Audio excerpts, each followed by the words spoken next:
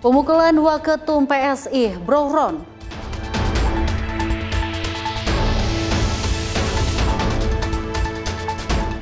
Panas ekstrim Arab Saudi, jemaah haji harus waspada dan bijak.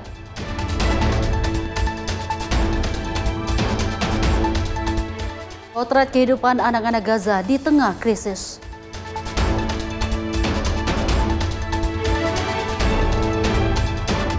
Penumpang KRL pergoki dugaan aksi pelecehan di stasiun.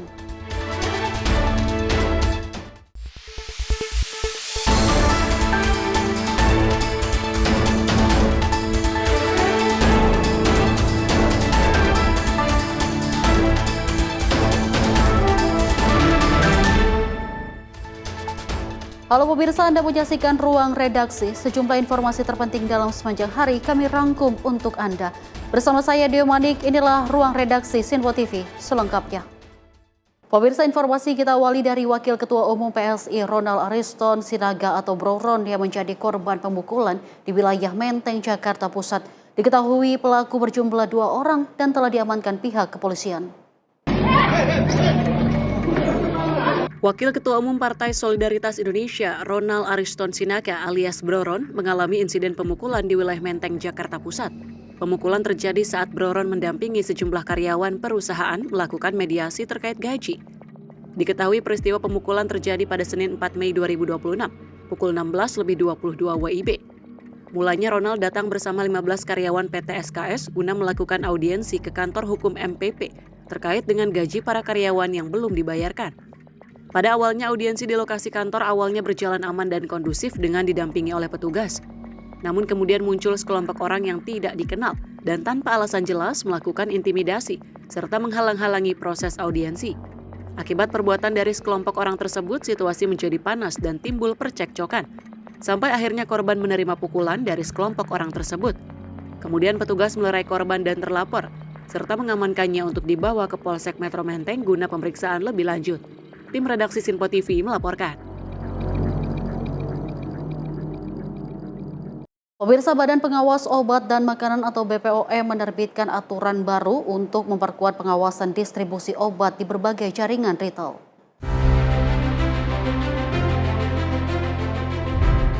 Kepala BPOM Taruna Ikrar menegaskan distribusi obat harus memenuhi standar keamanan, mutu, dan khasiat, serta hanya boleh diperjualbelikan sesuai dengan regulasi yang berlaku. Melalui aturan terbaru ini, pengawasan terhadap peredaran obat di minimarket, supermarket, hingga hipermarket akan diperketat, termasuk dalam hal perizinan, penyimpanan, dan penyaluran produk. Selain itu, pelaku usaha juga diwajibkan mematuhi ketentuan yang telah ditetapkan guna mencegah penyalahgunaan serta peredaran obat yang berisiko bagi kesehatan. Hari ini, Badan Pengawas Obat dan Makanan melaksanakan forum sinergi farmakovigilan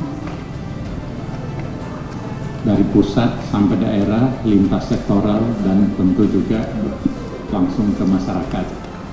Nah, farmakovigilan itu sangat penting kami lakukan dengan launching.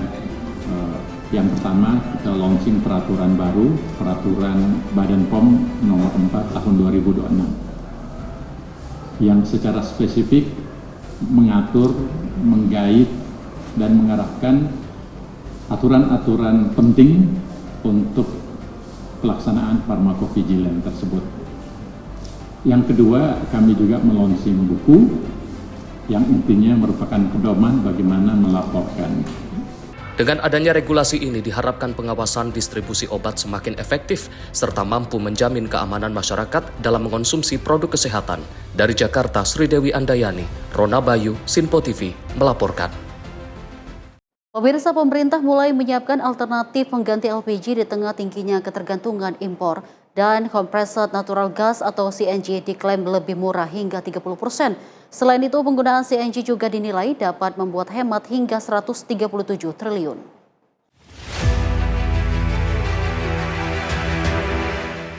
Ditemui usai rapat bersama Presiden Prabowo Subianto, Menteri Energi dan Sumber Daya Mineral, Bahlil Lahadalia mengungkapkan, saat ini sekitar 75 hingga 80% kebutuhan LPG nasional masih berasal dari impor. Di sisi lain, konsumsi terus meningkat, terutama untuk kebutuhan rumah tangga yang mencapai 7 hingga 8 juta ton per tahun. Kondisi ini membuat Indonesia rentan terhadap gejolak global, sehingga pemerintah mulai mencari energi alternatif yang lebih murah dan berbasis sumber daya dalam negeri. Salah satunya adalah CNG yang saat ini sudah digunakan di sektor hotel, restoran, dan industri. Selain lebih efisien, CNG juga diklaim memiliki harga lebih rendah dibanding LPG. Meski demikian, pengguna CNG untuk rumah tangga masih dalam tahap uji coba, terutama untuk tabung ukuran 3 kg yang memerlukan teknologi tekanan tinggi hingga 200-250 bar. Pemerintah menargetkan hasil uji coba akan selesai dalam 2 hingga 3 bulan ke depan. Jika dinyatakan aman, konversi akan dilakukan secara bertahap. Selain itu, pemerintah juga masih mengkaji skema subsidi agar harga CNG tetap terjangkau bagi masyarakat. Dengan potensi sumber gas dalam negeri yang melimpah, termasuk temuan baru di Kalimantan Timur, CNG dinilai bisa menjadi solusi jangka panjang untuk mengurangi impor energi. Namun, kesiapan infrastruktur, keamanan, dan distribusi masih menjadi pekerjaan rumah besar pemerintah. Ya, CNG, jadi teman-teman tahu bahwa LPG kita ini kan 75-80% kan kita masih impor. Kebutuhan LPG kita setiap tahun meningkat. Hari ini di Chandra Asri maupun di Lote itu membutuhkan 2-3 juta ton per tahun untuk bahan baku. Nah, terkait dengan konsumsi rumah tangga itu kurang lebih sekitar 7-8 juta ton. Persoalannya sekarang adalah ketika gejolak politik seperti ini, untuk mendapatkan kepastian impor LPG itu memang ada, tapi kan kita tergantung pada global. Maka kita merumuskan untuk mencari alternatif lain. CNG adalah salah satu alternatifnya. Nah, CNG ini kan sudah dipakai oleh hotel, restoran, MBG, udah ada. Tapi pada klasifikasi yang 20 kg ke atas, ada yang 10 kg ke atas. Nah, untuk yang 3 kilo memang tabungnya masih dilakukan uji coba karena tekanannya kan besar sekali, dia sekitar 200-250 bar. Nah, ini yang kita akan mencoba untuk modifikasi. Insya Allah 2-3 bulan ini kita akan dapat hasilnya. Kemudian kalau itu sudah dinyatakan firm, kita akan melakukan konversi. Sebab apa? CNG ini bahan bakunya ada semua di kita, C1, C2, gas. Apalagi kita kan baru menemukan gas sekitar 3.000 mm di Kalimantan Timur. Nah, ini sebagian besar kita bisa alokasikan untuk kebutuhan dalam negeri untuk mengcover CNG. Ya. Jika berhasil, peralihan ke CNG tak hanya menekan impor, tetapi juga berpotensi menurunkan harga energi bagi masyarakat, hingga melakukan hemat sampai 137 triliun. Dari Jakarta, Dio Malau, Simpo TV melaporkan. Pemirsa, inflasi Indonesia pada April 2026 tetap terkendali di tengah dinamika harga sejumlah komoditas. Penurunan harga cabai rawit hingga daging ayam membantu meredam tekanan inflasi secara keseluruhan.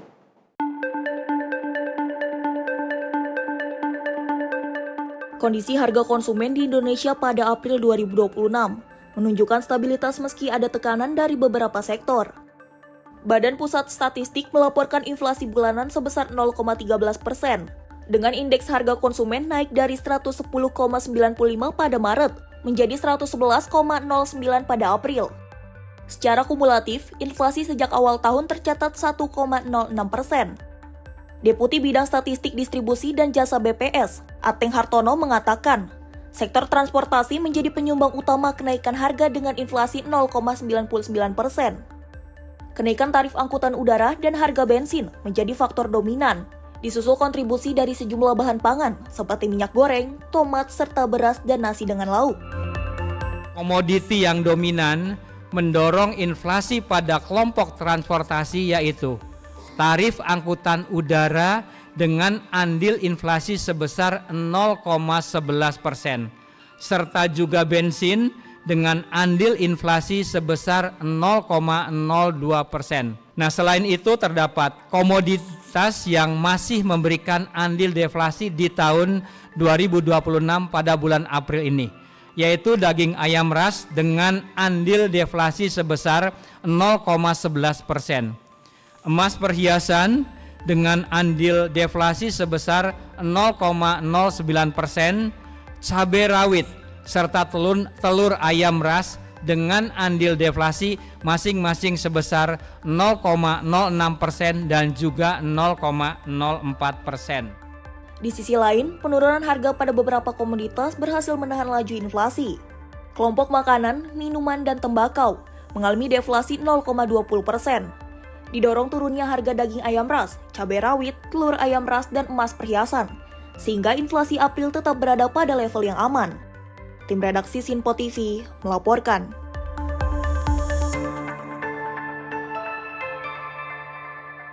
Kita lanjut informasi dari Menteri SDM Bahlil Lahadalia. IDI menilai ketahanan energi Indonesia menunjukkan perkembangan positif di tengah dinamika global. Menteri SDM menyampaikan di tengah dinamika geopolitik global yang mempengaruhi sektor energi dunia, Indonesia mencatat capaian penting dalam ketahanan energi nasional. Lembaga keuangan JP Morgan menempatkan Indonesia di posisi kedua dari 52 negara sebagai negara dengan ketahanan energi terbaik di dunia yang dinilai sebagai hasil dari penguatan tata kelola sektor energi. Menteri SDM Bahlil mengakui bahwa kondisi energi Indonesia masih menghadapi tantangan besar, termasuk perubahan status dari negara eksportir menjadi importir minyak, dengan ketergantungan produksi dalam negeri yang belum mencukupi kebutuhan nasional. Namun sejumlah langkah strategis seperti optimalisasi sumur tua, percepatan proyek migas, serta pengembangan energi terbarukan mulai menunjukkan hasil positif. Bagaimana peta energi kita nasional kita sekalipun dalam kondisi ekonomi, dalam kondisi geopolitik yang seperti sekarang, JP Morgan mengeluarkan data dia yang dikutip oleh beberapa media bahwa dari 52 negara yang disurvei, Indonesia menempatkan urutan kedua setelah Afrika Selatan sebagai negara ketahanan energi terbaik. Dalam kondisi seperti ini, kita harus putar otak. Bagaimana caranya agar terjadi kemandirian energi? Saya menyurati itu impact. Saya katakan untuk mereka, kalau you nggak jalan 6 bulan, saya cabut. Nggak ada urusan. Kenapa? Karena pemahaman kita terhadap pasal 33 Undang-Undang 45, kekayaan negara itu kekayaan yang ada di darat, laut, dan seluruh bumi Indonesia ini milik negara, bukan milik pengusaha. Pengusaha itu yang diberikan konsesi untuk mengelola. Jadi kalau dia diberikan konsesi mengelola, dia tidak mau melakukan, ya yang punya ambil dong. Kasih kepada siapa yang bisa mengelola dengan baik. Dan pengusaha itu nggak boleh ngatur pemerintah. Yang mengatur pengusaha pemerintah, tapi pemerintah nggak boleh zolim sama pengusaha. Karena kita membutuhkan pengusaha, negara membutuhkan pengusaha karena pengusaha yang membayar pajak, mencipta lapangan pekerjaan, dan pengusaha juga membutuhkan pemerintah. Karena yang punya negara ini rakyat, dan representasi rakyat itu adalah pemerintah. Kira-kira begitu. Kita buat investasinya kurang lebih sekitar 21 miliar US dollar di Maluku, di Provinsi Maluku. Dan alhamdulillah sekarang sudah memasuki proses tender untuk EPC-nya. Itulah kenapa alasan JP Morgan memberikan kita nomor 2 dari semua dunia. Sejumlah terobosan juga terus didorong, mulai dari peningkatan produksi minyak yang melampaui target APBN pada 2025, pengembangan biodiesel, hingga rencana substitusi impor BBM dan LPG, sebagai bagian dari upaya memperkuat kemandirian dan ketahanan energi nasional di masa depan. Tim redaksi Sinpo TV melaporkan. Pemirsa, BPS mencatat industri manufaktur menjadi penopang utama pertumbuhan ekonomi Indonesia triwulan 1 2026. Sektor ini tumbuh didorong kuatnya permintaan domestik dan ekspor. Pada triwulan 1 2026, bila dibandingkan triwulan 1 2025 atau secara year on year tumbuh 5,61%. Badan Pusat Statistik mencatat perekonomian Indonesia pada triwulan 1 2026 tumbuh 5,61% secara tahunan. Capaian ini menunjukkan ketahanan ekonomi nasional tetap kuat di tengah tekanan dan dinamika global yang masih berlangsung. Kepala BPS Amalia Adininggar Widyasanti menyampaikan, sektor industri pengolahan kembali menjadi penyumbang terbesar terhadap produk domestik bruto dengan kontribusi 19,07% dan tumbuh 5,04%. Pertumbuhan ini ditopang oleh meningkatnya permintaan domestik dan ekspor, terutama dari subsektor makanan minuman, elektronik, serta kimia dan farmasi. Industri pengolahan tumbuh karena didorong oleh permintaan domestik dan dari permintaan luar negeri. Industri makanan minuman tumbuh 7,04% karena ditopang oleh meningkatnya permintaan dari domestik selama momen Ramadan dan Idul Fitri, juga peningkatan produksi beras, serta permintaan ekspor dari CPO dan CPKO. Industri barang logam, komputer, barang elektronik, optik, dan peralatan listrik tumbuh 10,35% seiring dengan meningkatnya permintaan ekspor untuk komponen barang elektronik dan batu baterai. Industri kimia, farmasi, dan obat tradisional tumbuh 7,41% karena didorong oleh meningkatnya produksi kimia dan farmasi untuk memenuhi kebutuhan domestik dan luar negeri. Sementara itu, perdagangan besar dan eceran, reparasi mobil dan sepeda motor tumbuh sebesar 6,26% secara year on year karena didorong oleh peningkatan produksi barang domestik dan impor. Konstruksi tumbuh menguat 5,49%, transportasi dan pergundangan tumbuh 8,04%, ditopang oleh peningkatan mobilitas masyarakat yang tercermin dari peningkatan jumlah penumpang pada semua moda transportasi. Selain manufaktur, sejumlah sektor lain juga mencatat kinerja positif seperti perdagangan, konstruksi, transportasi, serta akomodasi dan makan minum. BPS menilai kombinasi sektor-sektor tersebut menjadi fondasi utama yang menjaga stabilitas dan mendorong pertumbuhan ekonomi nasional pada awal 2026. Tim redaksi Sinpo TV melaporkan. Kita lanjut informasi masih dalam BPS yang mencatat bahwa di tengah gejolak global, perekonomian Indonesia tetap menunjukkan ketahanan yang baik. Perekonomian Indonesia pada awal triwulan 1 2026 menunjukkan sinyal penguatan yang sejalan dengan target pemerintah untuk tumbuh di atas 5,5%. Sejumlah indikator utama mengarah pada optimisme tersebut, mulai dari peningkatan investasi hingga aktivitas industri yang tetap ekspansif. Kredit investasi juga tercatat tumbuh signifikan, menandakan kepercayaan pelaku usaha masih kuat. Data Badan Pusat Statistik mencatat ekspor Indonesia periode Januari hingga Maret 2026 mencapai 66,85 miliar US dollar, sedikit meningkat dibanding tahun sebelumnya, dengan sektor industri pengolahan menjadi penopang utama. Di sisi lain, impor juga naik sehingga menciptakan surplus neraca perdagangan sebesar 5,55 miliar US dollar, yang memperpanjang tren surplus sejak 2020. Kondisi ini menunjukkan daya saing perdagangan luar negeri masih terjaga di tengah ketidakpastian global. Hingga bulan Maret tahun 2026, neraca perdagangan barang mencapai surplus sebesar 5,55 miliar US dollar. Surplus sepanjang Januari sampai dengan Maret 2026 tersebut ditopang oleh surplus komoditas non-migas yaitu sebesar 10,63 miliar US dollar. Sementara komoditas migas juga mengalami defisit sebesar 5,68 miliar US dollar.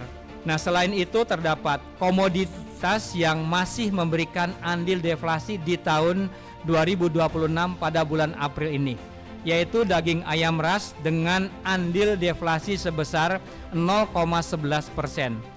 Emas perhiasan dengan andil deflasi sebesar 0,09%, cabai rawit serta telur ayam ras dengan andil deflasi masing-masing sebesar 0,06% dan juga 0,04%.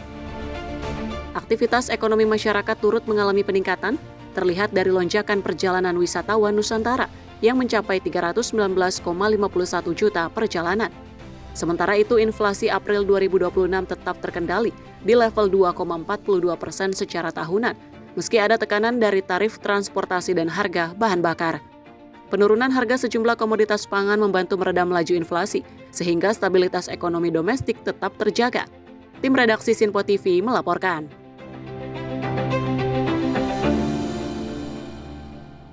Pemirsa, Menteri Keuangan Purbaya Yudi Sadewa menyampaikan realisasi pendapatan negara hingga bulan Maret 2026 telah mencapai 574,9 triliun rupiah. Pendapatan negara tumbuhnya 10,5 sama yang tadi. Pajak tumbuh 20,7%, kepabeanan seperti itu. PNBP masih kurang sedikit, tapi saya yakin akan meningkat lagi ke depan. Menteri Keuangan Purbaya Yudi Sadewa menyampaikan, realisasi pendapatan negara hingga Maret 2026 tercatat mencapai 574,9 triliun rupiah. Hal ini disampaikan Purbaya dalam konferensi pers APBN Kita di kantor Kementerian Keuangan Jakarta, Selasa 5 Mei 2026. Purbaya mengatakan pertumbuhan pendapatan negara tercatat sekitar 10% dengan kontribusi pajak yang tumbuh signifikan mencapai 20,7%. Sementara itu, Purbaya juga mengungkapkan penerimaan negara bukan pajak atau PNBP masih perlu ditingkatkan dan didorong agar lebih optimal. Purbaya juga menyebut salah satu potensi peningkatan PNBP berasal dari sektor sumber daya alam, termasuk hasil negosiasi terkait pengelolaan tambang emas. Pendapatan negara 10 pertumbuhannya 10,5 sama yang tadi. Pajak tumbuh 20,7%, kepabeanan seperti itu. PNBP masih kurang sedikit, tapi saya yakin akan meningkat lagi ke depan. Salah satu yang akan meningkatkan ini kita adalah dari PKH itu adalah kan tambang emas yang di Aceh itu. Kita sudah negosiasi, PKH sudah negosiasi, kita akan dapat 50% dari 50 dari keuntungan. Itu akan menambah lagi keuntungan saya, income saya untuk PNBP. Tahun ini saya harapkan Juni mereka mulai beroperasi lagi. Oke, next. Jadi income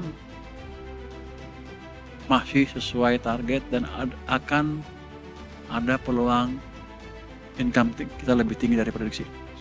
Dari Jakarta, Jihan Nabila, Azizul Hakim, Sinpo TV melaporkan. Kita lanjut informasi dari BPS yang mencatat 1,9 juta lapangan kerja baru tercipta sepanjang Februari 2025 hingga Februari 2026. Pemirsa, kondisi ini turut menurunkan jumlah pengangguran pada periode tersebut.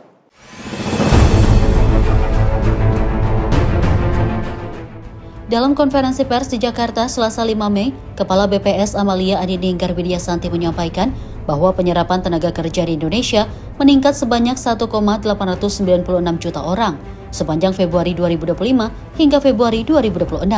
Kenaikan ini membuat jumlah penduduk bekerja menjadi 147,57 juta orang pada Februari 2026.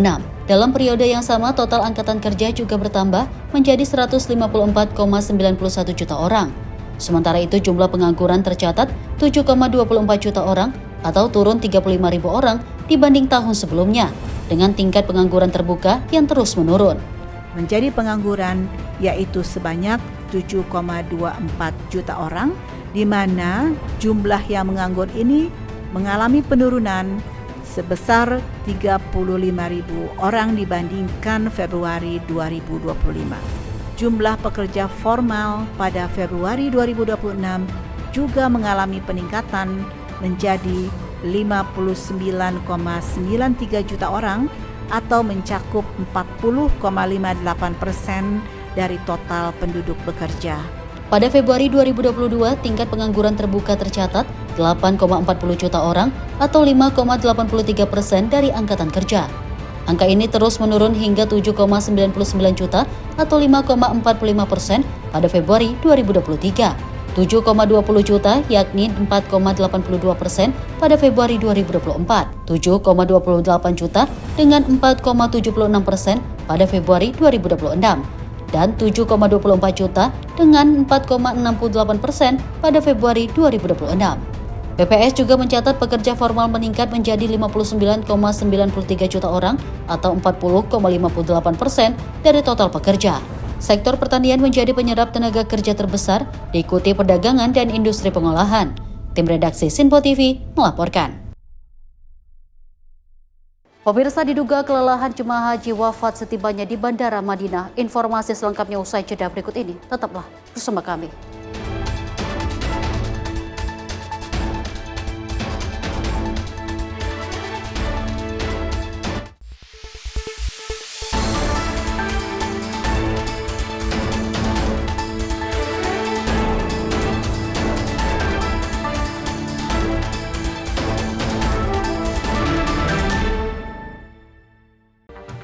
Rangkaian peristiwa penting kami hadirkan untuk menemani sore hari Anda. Regulasi penyiaran yang dinilai Peringatan Bastille Day di Play, Pramono menegaskan Pemprov DKI dalam keadaan selamat di atas mengabarkan berita yang relevan dengan kondisi hari ini sebagai rujukan informasi menjelang malam tiba. Hanya menyelundupkan kokain yang Menteri Pertanian menyampaikan tindak pidana perampokan dan pembunuhan. Lakukan langkah pengawasan secara langsung. Jangan lewatkan dalam Menyapa Indonesia Petang setiap hari hanya di Sinpo TV.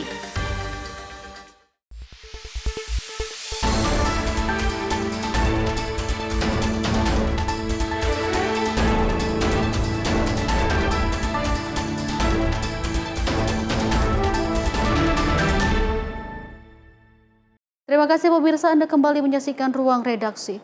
Pemirsa, kabar duka kembali datang dari jemaah haji Indonesia di Arab Saudi. Seorang jemaah berusia 73 tahun meninggal dunia setibanya di Bandara Prince Muhammad bin Abdul Aziz, Madinah.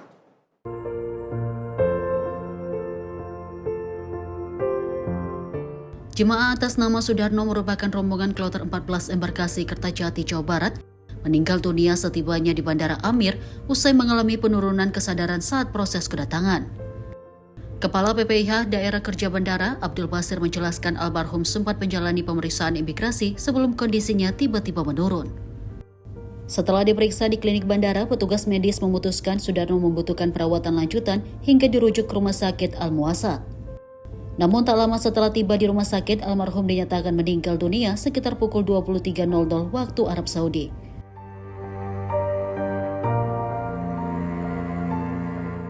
Almarhum diketahui tidak memiliki riwayat penyakit tertentu, bahkan sebelum berangkat Sudarno dinyatakan istihha atau layak terbang. Jenazah almarhum telah dimakamkan di pemakaman setempat pada pagi harinya. Dengan demikian, hingga Senin pagi jumlah total jemaah haji yang meninggal mencapai 8 orang. Petugas mengimbau seluruh jemaah haji Indonesia agar lebih peka terhadap kondisi kesehatan selama perjalanan, terutama bagi jemaah lanjut usia.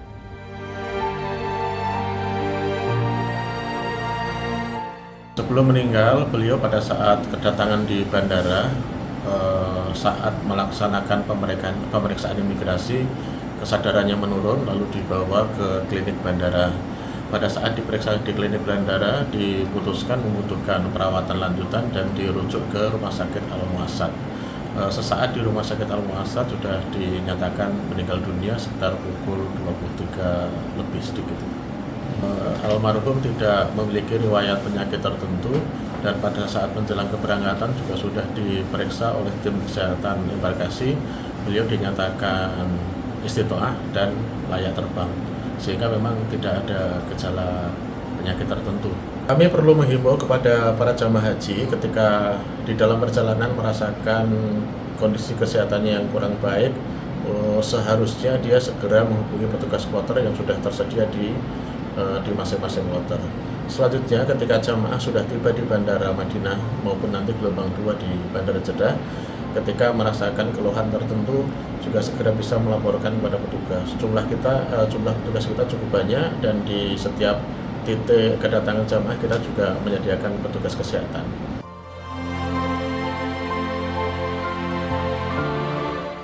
Dari Madinah, Arab Saudi, Ferdi Setiawan, Sinpo TV, tim MCH 2026 melaporkan.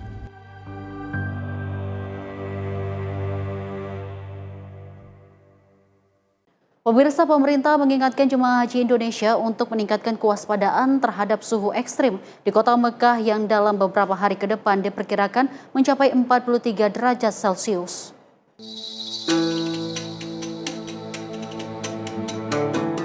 Menjelang puncak musim haji, cuaca panas sangat dirasakan di Arab Saudi, salah satunya di kota Mekah Al-Mukarramah. Hal ini disebabkan saat ini telah memasuki musim panas. Terlihat dari terik matahari yang menyengat dan angin yang terasa hangat cenderung panas.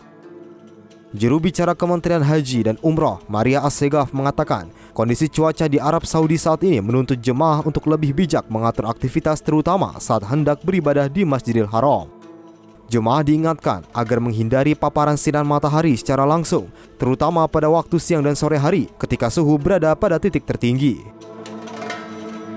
sekalian, mengingat cuaca hari ini di Mekah diperkirakan dapat mencapai 43 derajat Celcius, kami terus tak bosan-bosan menghimbau kepada seluruh jemaah untuk mengatur waktu keberangkatan ke Masjidil Haram dengan baik, kemudian mengantisipasi cuaca panas dengan menggunakan alat pelindung diri, perbanyak minum air putih, menghindari aktivitas berat di siang hari, dan kemudian segera melapor kepada petugas jika mengalami berbagai gangguan kesehatan. Kami, pemerintah, terus berkomitmen menghadirkan layanan haji yang aman, nyaman, dan profesional. Tak hanya peringatan panas ekstrim di kota suci, suasana panas akibat peningkatan suhu di musim panas juga sangat dirasakan di Madinah, Al-Munawwarah, Arab Saudi. Kota Madinah yang dalam 2 pekan lalu masih dirasakan tidak terlalu panas dengan suhu berkisar antara 34 sampai 37 derajat Celcius, kini sudah meningkat menjadi panas dengan suhu kisaran 40 sampai 41 derajat Celcius. Bahkan Badan Cuaca Saudi menyebut di musim panas ini suhu tertinggi harian di Arab Saudi di atas 42 hingga 43 derajat Celcius, jarang turun di bawah 39 derajat Celcius. Ya pemirsa, hari ini saya masih berada di kota Madinah Al-Munawwarah, Arab Saudi. Saya berada tepat 1 km di depan Gunung Uhud. Dan dapat saya laporkan bahwasanya cuaca saat ini hingga hari Senin pukul 2 waktu Arab Saudi, suhu mencapai 40 derajat Celcius dengan kelembapan mencapai 15% di kota Madinah, Arab Saudi. Dan cuacanya pun sangat terik, bahkan angin yang berembus pun terasa lebih hangat, cenderung ke panas.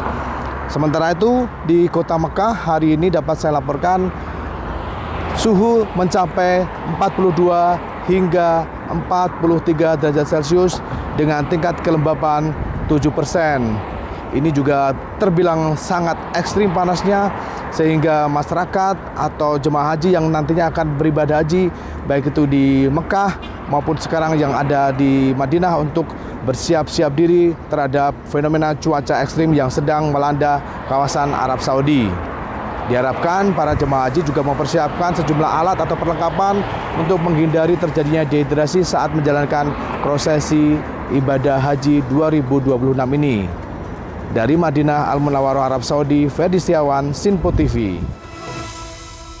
Pemirsa, akibat terkendalanya validasi visa, 2 jemaah haji muda asal Kalimantan Tengah tertahan di imigrasi Bandara Internasional Madinah. Suasana haru dan lega menyelimuti 2 remaja putri jemaah haji asal Pulang Pisau, Kalimantan Tengah, Sabtu sore waktu Arab Saudi.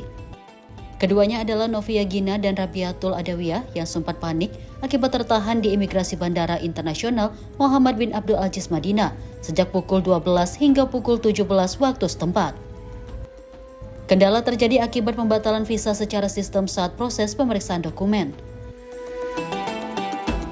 Kepala PPIH Daker Bandara Abdul Basir menyebut PPIH telah melakukan koordinasi intensif bersama KJRI dari Kementerian Haji dan Umroh untuk menyelesaikan masalah tersebut.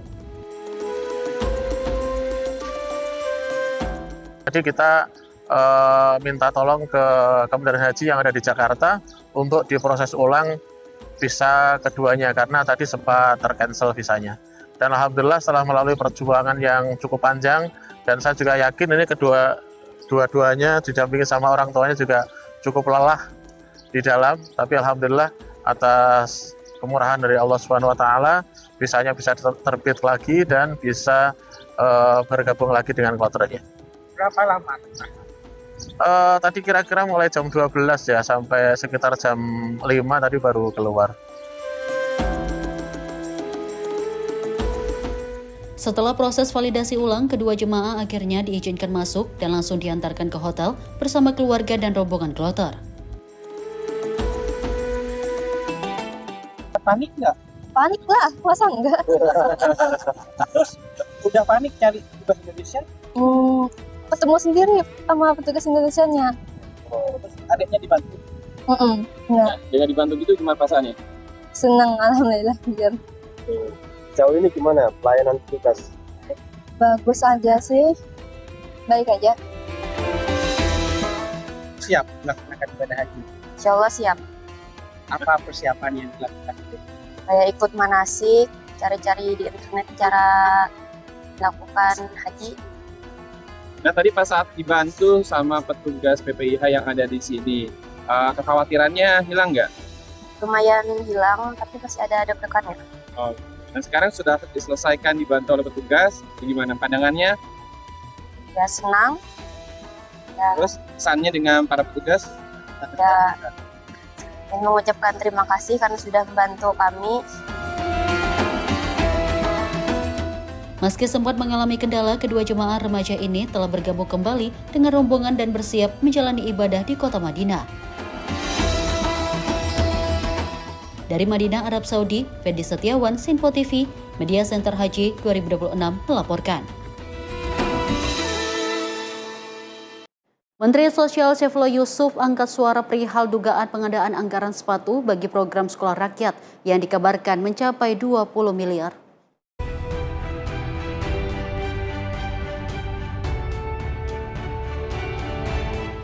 Menteri Sosial Saifullah Yusuf menegaskan bahwa penganggaran sepatu untuk sekolah rakyat yang dikabarkan mencapai 700.000 per pasang belum resmi.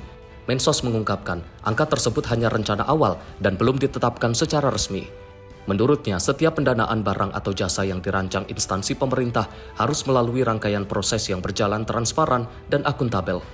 Dirinya juga mewanti-wanti kepada seluruh jajaran Kementerian Sosial agar tidak melakukan penyimpangan dalam menjalankan program prioritas Presiden. Dalam pengadaan sepatu ini untuk siswa sekolah rakyat tentu melalui prosedur yang telah ditetapkan, mekanisme pengadaan. Penanggung jawabnya adalah tentu PPK atau Pokja, mereka yang bertanggung jawab untuk itu. Prosesnya dilakukan dengan pagu yang sudah ditetapkan sebelumnya. Pagunya telah ditetapkan dan pagu ini ditetapkan setelah melalui survei atau lebih sederhananya setelah melalui mekanisme yang ada. Jadi menetapkan pagu ini sebelumnya melalui survei dan kemudian dikonsultasikan, setelah itu ditetapkan sebagai pagu. Dari Jakarta, Fahrizal, Ahmad Amin, Sinpo TV melaporkan. Pemirsa, pemerintah Provinsi DKI Jakarta tetap mempertahankan kebijakan insentif bagi pengguna kendaraan listrik. Kebijakan ini meliputi pembebasan pajak serta pengecualian dari aturan ganjil genap. Gubernur DKI Jakarta Pramono Anung menegaskan komitmennya dalam mendorong penggunaan kendaraan ramah lingkungan, salah satunya dengan upaya mempertahankan kebijakan bebas pajak bagi kendaraan listrik. Kebijakan ini dinilai penting untuk mempercepat transisi menuju penggunaan energi bersih, sekaligus mengurangi tingkat polusi udara di Jakarta. Selain itu, kendaraan listrik juga tetap mendapatkan pengecualian dari kebijakan pembatasan lalu lintas ganjil genap di sejumlah ruas jalan di ibu kota.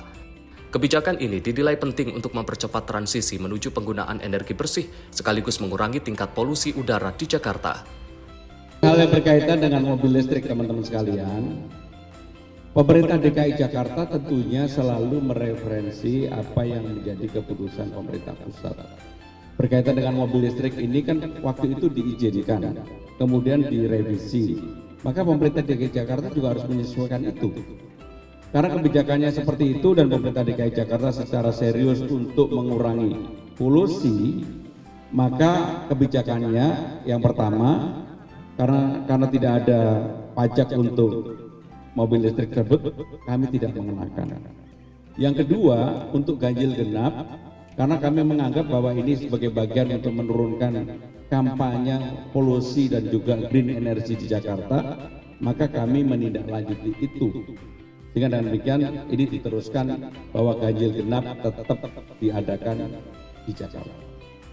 Di sisi lain, Pemprov DKI Jakarta juga terus mengevaluasi kebijakan transportasi yang ada agar tetap seimbang antara pengendalian kemacetan dan dorongan terhadap kendaraan ramah lingkungan. Dengan langkah ini, Jakarta diharapkan dapat menjadi salah satu kota yang lebih berkelanjutan sekaligus mendukung upaya nasional dalam mengurangi emisi. Dari Jakarta, Sri Dewi Andayani, Rona Bayu, Sinpo TV melaporkan.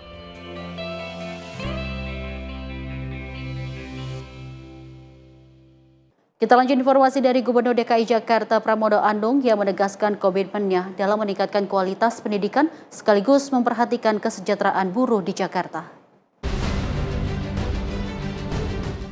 Dalam forum tersebut, Gubernur menyampaikan bahwa kegiatan ini memiliki nilai penting dari sisi keilmuan, karena menggabungkan aspek pendidikan dengan persoalan nyata yang dihadapi para buruh di lapangan.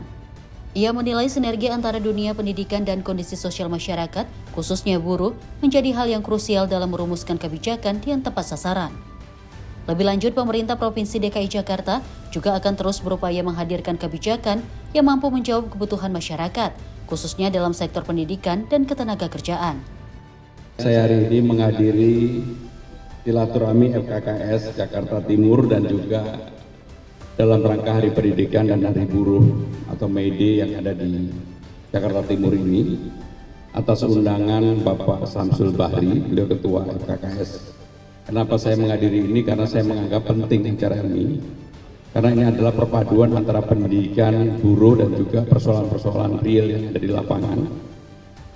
Tadi saya menyampaikan bahwa Jakarta tetap berkomitmen hal-hal yang berkaitan dengan pendidikan dan buruh.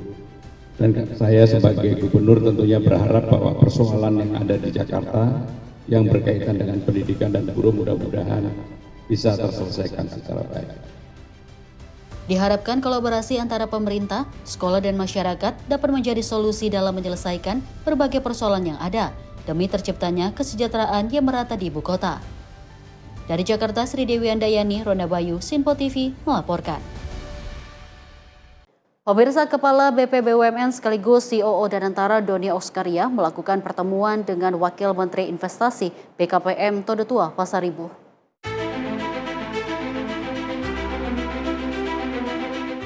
Melalui video yang dibagikan di akun media sosial Instagram @bumn_id pada 4 Mei 2026. Kepala BP BUMN sekaligus CEO Danantara, Doni Oskaria, melakukan pertemuan dengan Wakil Menteri Investasi BKPM Tode Tua Pasaribu. Pertemuan tersebut membahas upaya penguatan kolaborasi dalam mendorong investasi yang bernilai tambah, berdaya saing, serta sejalan dengan agenda pembangunan ekonomi nasional. Pertemuan pun dilakukan dalam rangka memperkuat sinergi strategis terkait pengembangan investasi di lingkungan BUMN. Melalui sinergi tersebut, BUMN diharapkan dapat semakin mempercepat transformasi industri dan memperkuat fondasi pertumbuhan ekonomi yang berkelanjutan. Tim redaksi Sinpo TV melaporkan.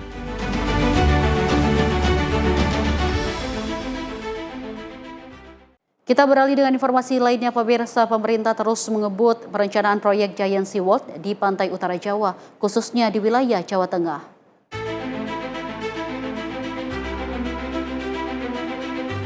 Kepala Badan Otorita Pantai Pantura Jawa menyatakan percepatan perencanaan terus dilakukan agar pembangunan tanggul laut raksasa dapat segera dieksekusi secara bertahap. Untuk wilayah Kendal, Semarang hingga Demak, progres perencanaan detail sudah mendekati 80%. Sementara itu untuk wilayah Pekalongan, pemerintah masih melakukan mitigasi serta investigasi kondisi perairan dan pantai. Pemerintah menargetkan pelaksanaan proyek dapat dilakukan secara simultan dengan membagi pembangunan ke dalam 15 segmen. Dengan skema ini, pembangunan tidak harus dimulai berurutan dari barat ke timur, namun bisa difokuskan pada titik prioritas, seperti di Pekalongan atau titik lain yang paling mendesak. Selain itu, pemerintah menegaskan tidak semua wilayah akan dibangun tanggul, namun hanya titik-titik tertentu yang membutuhkan perlindungan. Faktor utama yang menjadi perhatian adalah penurunan tanah atau land subsidence yang dipicu antara lain oleh penggunaan air tanah secara berlebihan. Untuk mengatasi hal tersebut, pemerintah akan membangun sistem tanggul dan pompa air, serta memanfaatkan area tertentu sebagai sumber air baku bagi masyarakat pesisir. Yang kedua, pembangunannya sendiri lebih kurang sekitar 575 km di Pantura Jawa. Tidak kecil atau tidak pendek, panjang ini. Kita bagi ke dalam 15 segmen, di mana bisa menggunakan kegiatan pembangunan secara paralel. Oleh karena itu, kami juga melaksanakan kegiatan perencanaan groundbreaking program dan groundbreaking infrastruktur supaya berjalan bersama-sama, di mana pada saatnya pelaksanaan kegiatan ini dilakukan kerjasama dengan pemerintah daerah, mulai dari tingkat kabupaten kota sampai dengan tingkat provinsi. Tentunya kalau ada pertanyaan apakah KL semua dilibatkan, dari perpres yang keluar sekitar ada 23 KL itu kita libatkan, termasuk MOU tadi kami tanda tangani dengan BRIN dan Kemendik.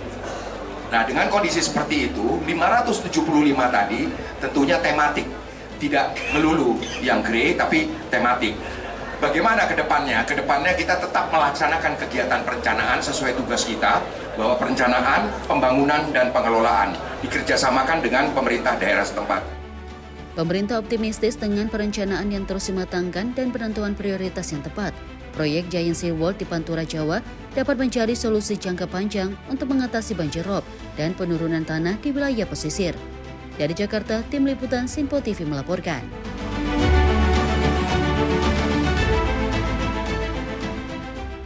Pemirsa, Menko Pangan Zulkifli Hasan menyebut Koperasi Desa Kelurahan Merah Putih sebagai solusi penguatan ekonomi desa. Program ini juga menjadi upaya baru pemerintah untuk melawan praktik tengkulak yang merugikan petani dan peternak. Pemerintah melalui Menko Pangan Zulkifli Hasan menegaskan bahwa Koperasi Desa Kelurahan Merah Putih dibentuk untuk meningkatkan kesejahteraan petani dan peternak sekaligus melawan praktik tengkulak. Program ini juga menjadi upaya Presiden Prabowo Subianto untuk memperkuat ekonomi desa dengan memangkas rantai pasok yang panjang. KDKMP akan berfungsi sebagai off-taker yang menampung hasil panen dan ternak warga desa dengan harga yang lebih menguntungkan. Jika harga pasar turun, koperasi tetap membeli sesuai harga yang telah ditetapkan agar petani tidak merugi dan tetap memperoleh keuntungan. Ya, sebagaimana perintah Bapak Presiden, tujuannya ingin membuat pusat-pusat pertumbuhan ekonomi di desa. Ya, jadi Kopdes atau Koperasi Kelurahan itu selain memotong rantai pasok yang panjang dari pusat, dia juga bisa off-taker. Nah, jadi kalau ada produksi di desa itu yang tidak sesuai dengan harga yang kita tentukan, maka Kopdes bisa ambil alih. Contoh gabah. Kalau gabah itu 6.500 kita tentukan, tetapi di pasar di situ harganya di bawah, Kopdes bisa beli. Jadi dia off-taker. Ya, nanti bantuan PKH harus tepat sasaran. Yang dapat 10 kilo, 300.000, beasiswa, itu betul-betul harus yang tepat sasaran. Bukan karena kedekatan dengan kepala desa, tetapi betul-betul memang orang yang layak untuk mendapatkan. Itu nanti fungsinya Kopdes. Selain itu, KDKMP juga berperan sebagai penyalur berbagai bantuan pemerintah seperti program Keluarga Harapan serta distribusi barang subsidi, penyaluran pupuk, LPG 3 kg, dan bantuan lainnya diharapkan menjadi lebih tepat sasaran dan transparan melalui koperasi ini. Tim redaksi Sinpo TV melaporkan.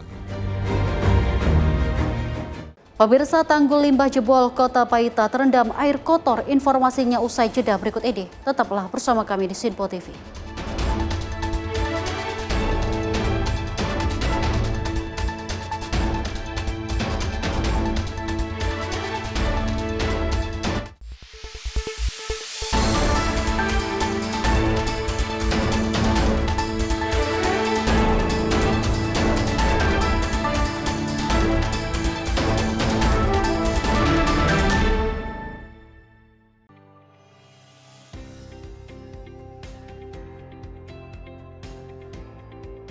Beragam informasi terbaru hadir menemani Anda sebelum memulai hari. Waktu terbaik dengan rangkaian topik terpilih, dikemas dengan ulasan yang mendalam. Mengangkat isu yang tengah menjadi pembicaraan paling hangat, agar pagi Anda lebih semangat. Jadi pastikan pagi hari Anda lebih bermakna bersama rangkaian berita yang telah kami rangkum untuk Anda. Sembarakan pagi Anda bersama Menyapa Indonesia Pagi. Setiap Senin hingga Jumat pukul 5 pagi. Hanya di Sinpo TV.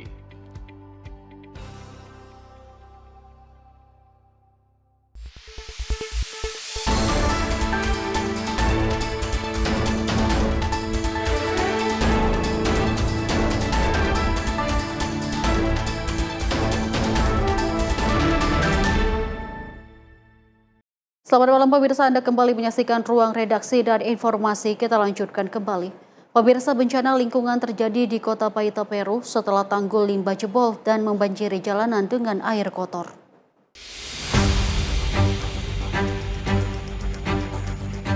Rekaman video menunjukkan jalanan di Paita tergenang air limbah setelah terjadi jebolnya tanggul penampung. Sejumlah kendaraan termasuk sepeda motor terlihat terhambat akibat genangan yang menutupi jalan.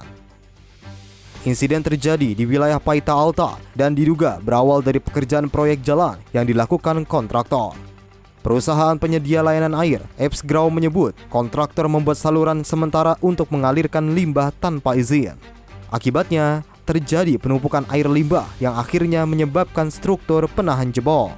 Luapan limbah kemudian mengalir ke jalan dan pemukiman warga. Pihak berwenang menghentikan sementara pasokan air bersih di sektor El Tablazo hingga kondisi kembali normal. Di sektor San Martin Oriente, sejumlah rumah terdampak dan siswa dari sekolah San Francisco terpaksa dievakuasi. Langkah ini diambil untuk menghindari risiko kesehatan akibat paparan air limbah. Hingga saat ini, belum ada data resmi terkait jumlah rumah dan kendaraan yang terdampak. Pihak berwenang masih melakukan penanganan dan penyelidikan terkait insiden ini. Tim redaksi Simpo TV melaporkan.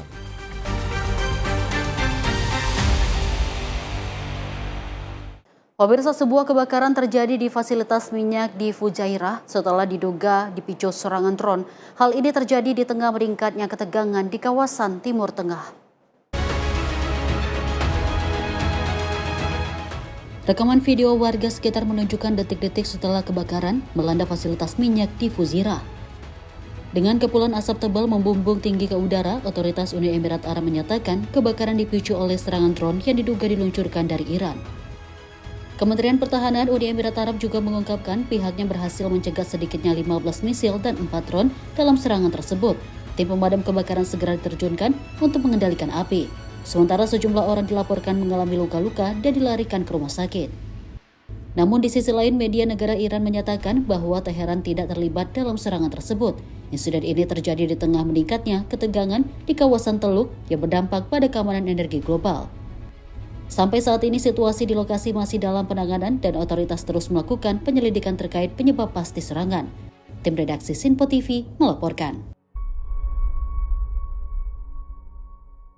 Masih dalam informasi dari mancanegara, pemirsa, ketegangan di Selat Hormuz masih berlangsung. Meski sejumlah kapal mulai kembali melintasi jalur strategis tersebut, Amerika Serikat mengklaim telah mengawal kapal dagang, namun Iran membantah pernyataan tersebut. Sejumlah kapal terlihat melintasi Selat Hormuz di tengah pembatasan akses yang masih berlaku. Komando Pusat Amerika Serikat, US Central Command, menyatakan telah mengawal 2 kapal dagang berbendera Amerika melintasi selat tersebut. Menurut pernyataan resmi, kapal perang perusak berpemandu rudal milik Angkatan Laut Amerika Serikat turut mendukung operasi tersebut. Langkah ini disebut sebagai upaya awal untuk memulihkan lalu lintas perdagangan di jalur strategis global.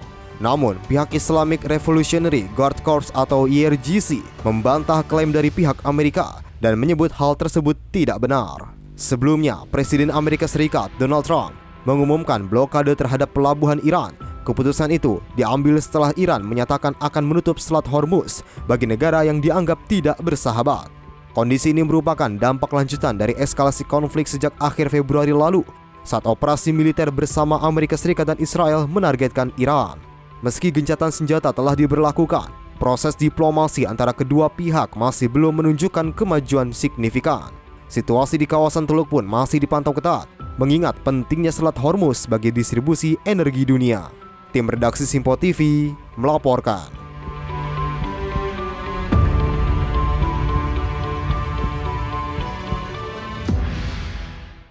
Pemirsa, sebuah rekaman video menunjukkan kondisi anak-anak di Gaza yang hidup di tengah konflik berkepanjangan dengan dampak kerusakan lingkungan sekitar yang mempengaruhi kehidupan mereka.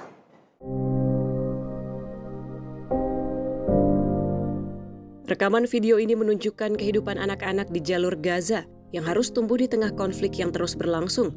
Bukan taman bermain atau suara tawa yang dominan, melainkan suara sirene dan ledakan yang menjadi bagian dari keseharian mereka. Wajah-wajah kecil itu terlihat tetap menyimpan harapan meski harus hidup di tengah berbagai keterbatasan, ketidakpastian, dan tekanan konflik yang terus berlangsung. Namun mereka masih berusaha bertahan dan menjalani hari-hari dengan segala daya yang mereka miliki. Di usia yang seharusnya dipenuhi keceriaan, mereka justru dihadapkan pada realitas kehilangan, trauma, dan keterbatasan akses kebutuhan dasar. Meski demikian, di tengah kondisi yang serba sulit, masih terlihat secercah ketegaran dan harapan dari anak-anak yang terus berusaha bertahan. Konflik yang tak kunjung usai meninggalkan luka mendalam bagi generasi paling rentan, anak-anak yang menjadi saksi sekaligus korban. Tim redaksi Simpo TV melaporkan. Pemirsa, Presiden Amerika Serikat Donald Trump mendorong pengurangan kehadiran militer Amerika Serikat di Eropa. dengan rencana penarikan pasukan yang lebih besar dari yang telah diumumkan sebelumnya. Pemerintahan Donald Trump mengisyaratkan pengurangan lebih lanjut terhadap kehadiran militer Amerika Serikat di Eropa. Sebelumnya, Pentagon telah mengumumkan penarikan sekitar 5.000 pasukan dari Jerman. Pernyataan tersebut menegaskan rencana pengurangan pasukan yang lebih besar dari kebijakan awal. Langkah ini dinilai menandai perubahan signifikan dalam strategi pertahanan Amerika Serikat yang selama ini menempatkan ribuan pasukan di Eropa sejak Perang Dunia Kedua. Kebijakan tersebut juga memicu ketegangan dengan negara-negara anggota NATO yang selama ini mengandalkan kehadiran militer Amerika Serikat. Made a mess out of Ukraine, a total mess, and we helped them with Ukraine. Ukraine has nothing to do, we're an ocean apart. Sejumlah pejabat Eropa menyampaikan kekhawatiran bahwa pengurangan pasukan ini dapat melemahkan stabilitas keamanan regional di tengah dinamika geopolitik yang masih berkembang. Namun, rencana pengurangan pasukan ini masih dalam tahap peninjauan. Kebijakan ini diperkirakan akan berdampak besar terhadap hubungan transatlantik dan masa depan keamanan Eropa. Tim redaksi Simpo TV melaporkan. Kita lanjut informasi dari militer Amerika Serikat yang melancarkan serangan terhadap sebuah kapal yang diduga terlibat penyelundupan narkoba di Laut Karibia. Militer Amerika menyatakan serangan dilakukan terhadap kapal yang diduga beroperasi di jalur penyelundupan narkoba di kawasan Laut Karibia. Dalam serangan tersebut, 2 orang dilaporkan tewas dan disebut sebagai pihak yang terlibat dalam aktivitas narkoterorisme.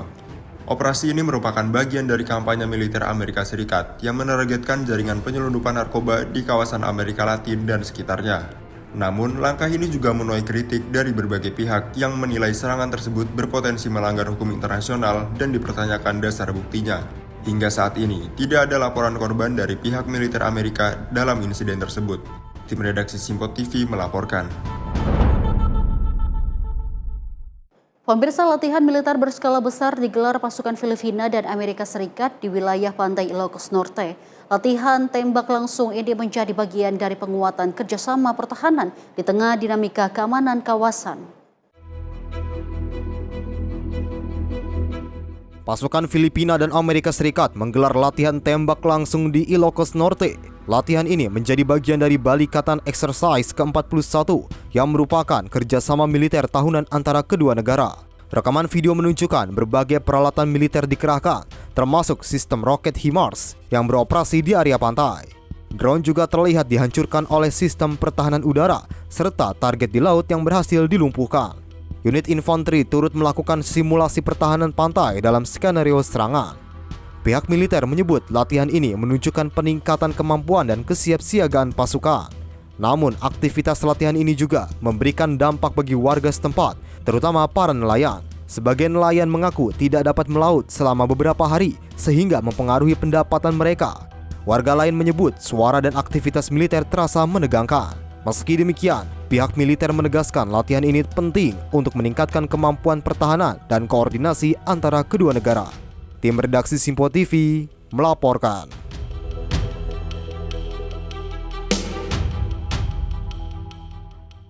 Pemirsa, Mahkamah Agung Amerika Serikat secara resmi memulihkan akses luas terhadap pil aborsi mifepristone pada Senin waktu setempat. Hakim Agung Samuel Alito menandatangani perintah yang mengizinkan perempuan untuk kembali mendapatkan pil aborsi di apotik maupun melalui pengiriman pos. Keputusan ini menangguhkan pembatasan baru dari Pengadilan Banding Federal Louisiana yang sebelumnya mewajibkan distribusi obat hanya secara tatap muka di klinik. Data menunjukkan mayoritas tindakan aborsi di Amerika Serikat saat ini menggunakan metode pil. Bahkan 1 dari 4 tindakan aborsi secara nasional memanfaatkan layanan telemedis atau resep jarak jauh. Praktik ini tetap berjalan baik di negara bagian yang melegalkan maupun yang melarang aborsi. Sebelumnya, produsen mifepristone mengajukan banding darurat dan meminta Mahkamah Agung untuk turun tangan. Perintah Hakim Alito ini akan tetap berlaku selama proses hukum berlanjut, seiring pertimbangan matang dari para Hakim Agung terhadap isu tersebut. Ketetapan ini menjadi angin segar bagi penyedia layanan kesehatan yang sempat terhambat aturan ketat pada awal Mei lalu. Mahkamah Agung kini memberikan waktu bagi kedua belah pihak untuk memberikan tanggapan lebih lanjut sebelum keputusan final diambil. Tim redaksi Simpo TV melaporkan.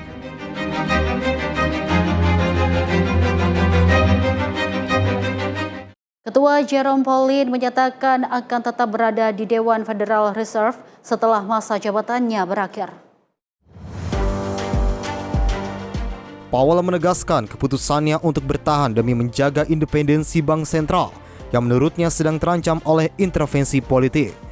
Keputusan ini sekaligus menghambat upaya Presiden Trump untuk menempatkan orangnya di Dewan FED setelah Kevin Warsh diproyeksikan menjadi ketua baru. I've said that I will not leave the board until this investigation is well and truly over with transparency and finality, and I stand by that. But these legal actions by the administration are unprecedented in our 113-year history, and there are ongoing threats of additional such actions. I worry that these attacks are battering the institution and putting at risk the thing that really matters to the public, which is the ability to conduct monetary policy without taking into consideration political factors. Di sisi lain, FED memutuskan menahan suku bunga acuan di tengah inflasi yang masih tinggi dan ketidakpastian global akibat konflik Timur Tengah. Perbedaan pendapat di internal FED pun meningkat, menunjukkan adanya perpecahan dalam penentuan arah kebijakan moneter ke depan. Powell menegaskan ia tidak akan menjadi oposisi terbuka, namun tetap berkomitmen menjaga kebijakan moneter agar bebas dari tekanan politik. Jerome Powell juga menyatakan bahwa dirinya akan berakhir sebagai Ketua Federal Reserve pada 15 Mei mendatang dan akan melanjutkan ke dalam pemerintahan. After my term as chair ends on May 15, I will continue to serve as a governor for a period of time to be determined. I plan to keep a low profile as a governor. Tim redaksi Simpo TV melaporkan. Pemirsa, partai berkuasa di India, Bharatiya Janata Party, berhasil mencetak kemenangan penting. Partai ini merebut kendali West Bengal, wilayah yang selama ini menjadi basis kuat oposisi. Partai yang dipimpin Perdana Menteri Narendra Modi berhasil mengalahkan kekuatan oposisi yang selama ini mendominasi West Bengal. Kemenangan ini dianggap sebagai terobosan besar, mengingat wilayah tersebut selama ini dikenal sebagai basis kuat oposisi. Keberhasilan ini juga dinilai akan memperkuat posisi Partai Bharatiya Janata Party dalam peta politik nasional India. आज का ये दिन ऐतिहासिक है, अभूतपूर्व है। बंगाल के भाग्य में आज से एक नया अध्याय जुड़ गया। Usai kemenangan tersebut, Narendra Modi menyampaikan pernyataan yang menekankan komitmen pemerintah untuk melanjutkan pembangunan dan memperkuat persatuan nasional. Sementara itu, sejumlah analisis menilai hasil ini menunjukkan meluasnya pengaruh Bharatiya Janata Party di berbagai wilayah India dan menjadikannya sejarah baru politik di India. Recent democratic elections, there is no communist government in power in any state of the country. Proses transisi kepemimpinan di West Bengal terus berjalan seiring hasil pemilu yang diperkirakan akan mempengaruhi dinamika politik India ke depannya. Tim redaksi Simpo TV melaporkan. Pemirsa, banjir rendam ratusan rumah di Rawabuaya. Informasinya usai jeda berikut ini. Tetaplah bersama kami di Simpo TV.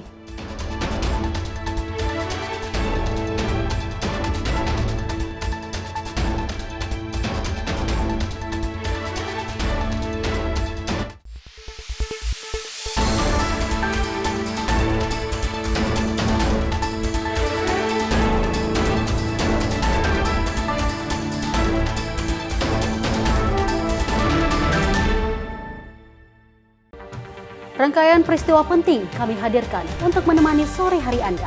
Regulasi penyiaran yang dinilai peringatan Bastille Day di Play. Pramono menegaskan Pemprov DKI dalam keadaan selamat di atas. Mengabarkan berita yang relevan dengan kondisi hari ini sebagai rujukan informasi menjelang malam tiba. Yang menyelundupkan kokain yang Menteri Pertanian menyampaikan tindak pidana perampokan dan pembunuhan. Lakukan langkah pengawasan secara langsung. Jangan lewatkan dalam Menyapa Indonesia Petang setiap hari hanya di Simpo TV.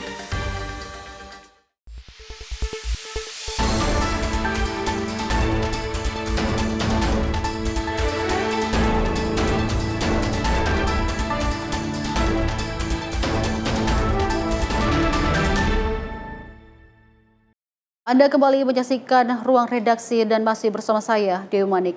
Pemirsa, informasi kita lanjut. Diguyur hujan deras, ratusan rumah warga di kawasan Cengkareng, Jakarta Barat terendam banjir.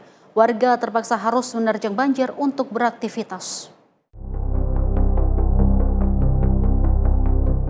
Hujan deras yang mengguyur wilayah Jakarta pada Senin malam menyebabkan ratusan rumah warga di kawasan Bojong Kafling, Rawabuaya, Cengkareng, Jakarta Barat terendam banjir pada Selasa pagi.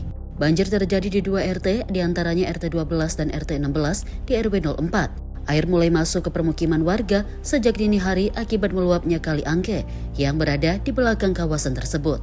Ketinggian air di lokasi mencapai sekitar 40 hingga 50 cm. Kondisi ini memaksa warga yang hendak beraktivitas harus menerjang banjir yang merendam akses jalan dan rumah mereka. Salah seorang warga, Sunario, mengatakan banjir disebabkan oleh luapan kali yang tidak mampu menampung debit air setelah hujan deras mengguyur wilayah tersebut. Dari kapan, Pak? Dari semalam. Dari semalam. Ketinggian berapa nih, Pak? Tinggi sekitar 40 atau 50? 40-an ada. 40 ya? Ya, 40-an. Ini luapan kali atau gimana sih, Pak? Iya, luapan kali. Kali mana, Pak? Kali Angke namanya nih. Kali Angke ya, Pak ya? Kali Angke ya. Oh, itu. Ini ada berapa RT yang terendam sendiri, Pak? Ada 2 RT, 2 RT, 12 sama 16. 3 RT yang terendam? 2 RT ya? Meski terdampak banjir, sebagian warga memilih tetap bertahan di rumah masing-masing sambil memantau kondisi air. Sementara itu, sejumlah warga terlihat mengamankan kendaraan roda 2 mereka ke tempat yang lebih tinggi guna menghindari kerusakan akibat terendam banjir. Dari Jakarta, jurnalis Sinpo TV melaporkan. Pemirsa, kecelakaan menimpa bus pariwisata yang membawa rombongan pelajar asal Batubara di Jalan Lintas Sumatera, Kabupaten Toba. Bus yang mengangkut 58 penumpang ini terjun bebas ke dalam jurang sedalam 15 meter pada Jumat pagi 1 Mei 2026. Peristiwa tragis ini terjadi di Desa Janggadolo, Kecamatan Lumbanjulu, Kabupaten Toba, sekitar pukul 9:30 waktu Indonesia Barat. Bus dengan nomor polisi AA 1788QE diketahui bergerak dari arah Parapat menuju Lagu Boti.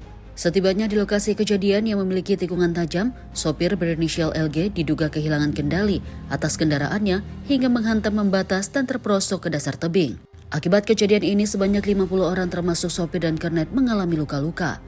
Para korban segera dievakuasi ke Rumah Sakit Umum Daerah Porsea dan Rumah Sakit Umum Parapat guna mendapatkan perawatan medis. Beruntung tidak ada korban jiwa dalam musibah ini, namun kondisi bus mengalami kerusakan cukup parah. Pihak kepolisian dari Polres Toba telah mengamankan sopir dan kernet bus untuk dimintai keterangan terkait penyebab pasti kecelakaan tersebut. Bagus Maulana, tim redaksi Sinpo TV melaporkan. Pemirsa, seekor ular sanca kembang sepanjang 5 meter meneror warga Pondok Aren, Tangerang Selatan pada Senin 4 Mei 2026 siang. Inilah detik-detik menegangkan saat petugas damkar bersama warga berupaya menangkap seekor ular sanca kembang berukuran besar di Jalan Raya Pondok Jati, Jurang Mangu Timur, Pondok Aren, Tangerang Selatan, Senin 4 Mei 2026. Ular pertama kali ditemukan oleh seorang warga yang sedang mencari rumput untuk pakan kambing. Ular ditemukan dalam posisi melingkar di antara rumputan dan berupaya menyerang warga. Petugas damkar bersama warga berjibaku menangkap ular yang diduga kelaparan dan sedang mencari mangsa. Dengan peralatan seadanya, ular akhirnya berhasil dilumpuhkan dan dimasukkan ke dalam karung untuk menghindari resiko serangan lanjutan. Jadi kronologisnya ada warga sedang nyari rumput ya untuk umpan kambing. Jadi ketika salah satu warga nyari ngambil rumput, ternyata melihat ada seekor ular yang sedang melingkar. Betul, karena ukurannya sangat besar ya, dilihatnya sangat besar, jadi si warga ini takut, akhirnya menghubungi warga dan menghubungi tim rescue damkar Tangsel. Untuk pada saat kita evakuasi ya, berhubung si ularnya besar ya, ada perlawanan ya untuk ular itu defense atau penyerangan atau melindungi dirinya. Jadi kita ada perlawanan. Jadi kita dibantu warga untuk menarik, baru kita evakuasi, kita handle kepalanya. Untuk jenisnya ular ini jenis ular piton atau sanca ya, dengan bobot kurang lebih 30 kilo, dengan panjang kurang lebih 5 meter. Sementara kita kita rehabilitasi di pos kita, pos damkar Tangsel. Ya, untuk apabila warga yang menemukan ular ya, jangan sekali-sekali untuk di free handle atau diambil dengan tangan kosong ya, gunakan alat bantu ya, baik itu alat bantu tradisional atau alat-alat yang ada di sekitar ya. Lalu hubungin yang ahlinya ya, baik itu tim damkar atau ahli-ahli ular ya. Usai dievakuasi, ular sanca dibawa ke markas Damkar Tangerang Selatan. Selanjutnya ular akan diserahkan ke komunitas reptil untuk penanganan lebih lanjut. Masyarakat diimbau agar tidak bertindak nekat jika menemukan hewan liar dan segera menghubungi petugas berwenang demi mencegah hal-hal yang tidak diinginkan. Dari Tangerang, Banten, jurnalis Simpo TV melaporkan.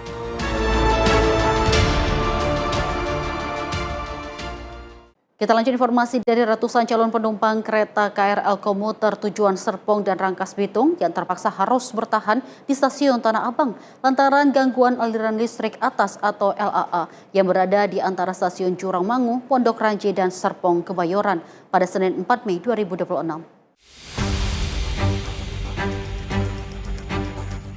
Inilah detik-detik saat kabel listrik aliran atas di perlintasan stasiun Jurangmangu, Ciputat, Tangerang Selatan tersambar petir Senin sore.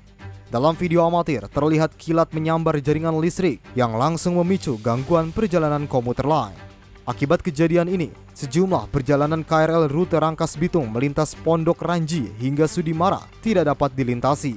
Penumpang pun terpaksa tertahan dan memadati area peron serta ruang tunggu stasiun. Seorang penumpang, Ermin, mengaku kaget saat kereta yang ditumpanginya tiba-tiba berhenti tanpa pemberitahuan awal.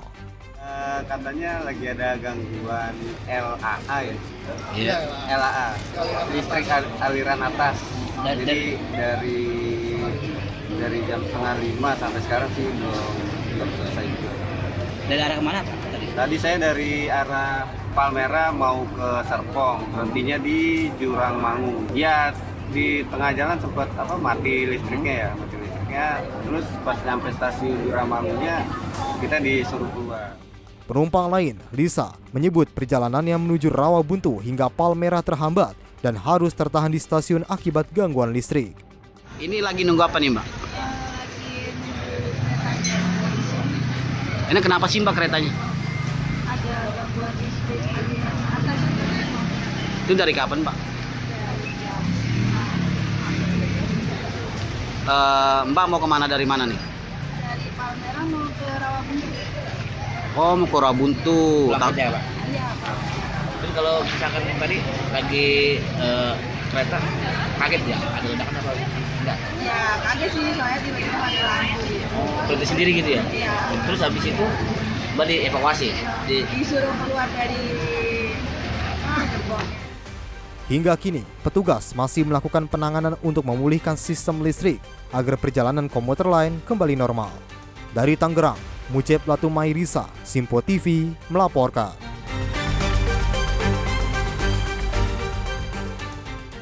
Pemirsa, aksi pelecehan seksual di transportasi publik kembali menggegerkan pengguna jasa KRL komuter lain. Seorang wanita menjadi korban usai seorang pria misterius nekat mengintip dan juga merekam bagian sensitif penumpang dari di bawah peron stasiun Kebayoran pada Sabtu 2 Mei 2026 malam. Wah, lu tukang. Selamat datang Anda telah tiba di stasiun Kebayoran. Tuh orangnya tuh.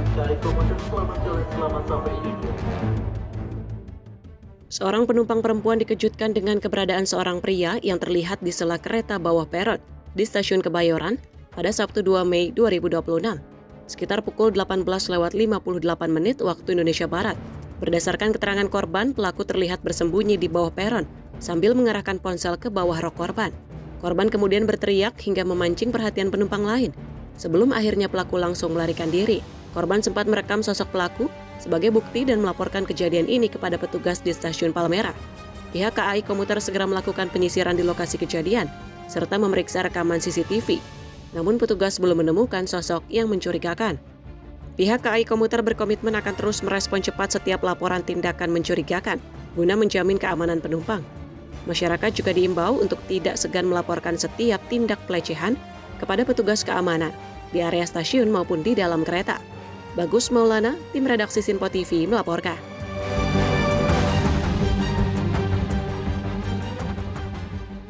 Pemirsa, seorang pemuda menjadi korban pembacokan orang tak dikenal di kawasan Cengkareng, Jakarta Barat. Korban tewas di lokasi kejadian dengan luka di bagian kepala dan perut.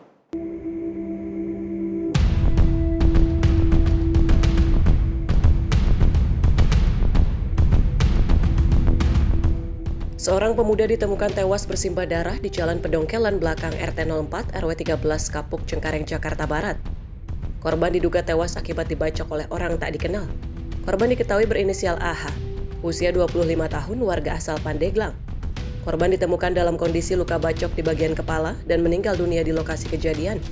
Peristiwa ini sempat menggegerkan warga sekitar. Ketua RW setempat mengatakan, pihaknya menerima laporan dari warga terkait adanya seorang pria yang tergeletak bersimbah darah di jalan. Berdasarkan informasi sementara, korban diketahui bekerja sebagai karyawan roti di sekitar lokasi. Saksi mata menyebut korban baru saja kembali ke Jakarta dari kampung halamannya. Saya baru kerja di BLRT-nya, langsung lari ke sini, tahu-tahu udah kejadian meninggal, gitu aja. Ini anak muda atau? Anak muda. Warga mana, Pak? Warga belum jelas KTP-nya. Oh, belum jelas ya? Baru datang semalam di toko roti. Oh. Jadi belum lapor RT juga, belum lapor RW juga. Ini dibacok atau gimana nih, Pak? Nggak tahu, belum jelas gitu. saya. Oh, belum jelas ya? Tapi ada luka bacok nggak? Saya yang penting belum tahu luka bacoknya, nggak tahu. Bapak tahu? Kalau kejadiannya ya kurang paham banget itu Pak ya. Orang saya di sini lagi kerja, nah tiba-tiba ada orang teriak minta tolong, terus saya samperin, tuh anak udah lumpuh. Jadi kita nggak tahu kejadian persisnya. Sempat berantem atau gimana sih, Pak? Nah ceritanya sih mungkin dia habis beli pulsa, ini ceritanya ya. Habis beli pulsa dia mau pulang, tiba-tiba ada yang lepas pakai kulit. Dibacok pakai celurit. Apanya Pak yang dibacok, Pak? Yang dibacok ini punggung. Iya. Petugas kepolisian dari Polres Metro Jakarta Barat bersama Polsek melakukan olah tempat kejadian perkara. Petugas menemukan luka bacok di bagian kepala sebelah kanan serta luka robek di bagian perut korban. Guna kepentingan penyelidikan, jenazah korban diotopsi di Rumah Sakit Polri. Kasus ini ditangani Polres Metro Jakarta Barat dan Polsek Cengkareng. Dari Jakarta, jurnalis Info TV melaporkan. Pemirsa, Polsek Kalideres menggerebek sebuah warung kelontong yang diduga menjual obat keras tanpa izin edar.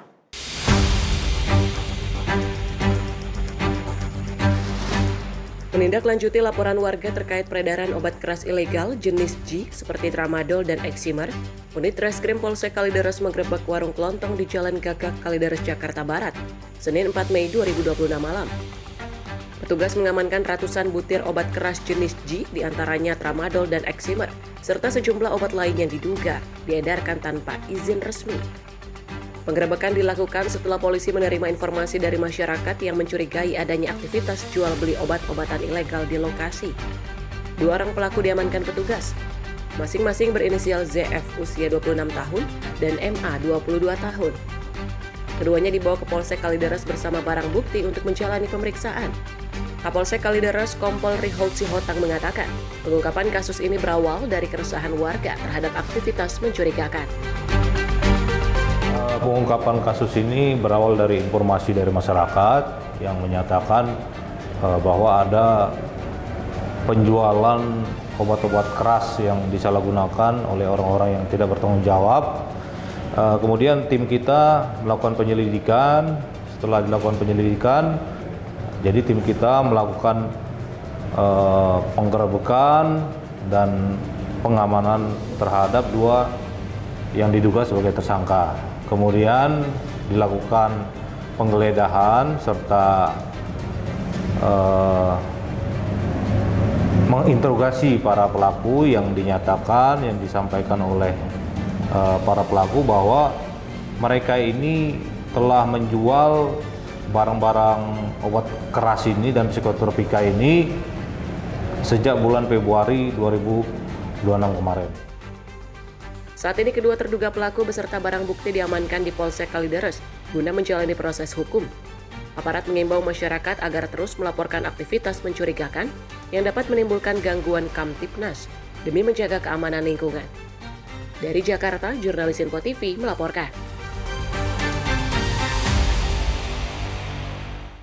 Pemirsa, masih dalam informasi aksi pencurian sepeda motor di area kos terekam kamera pengawas. Dalam hitungan menit, 2 orang pelaku pencurian menggasak 2 unit sepeda motor yang terparkir di halaman kos di Jalan Kolonel Haji Burliam, Lorong M. Husin, Kecamatan Alang-Alang Lebar, Palembang, Sumatera Selatan.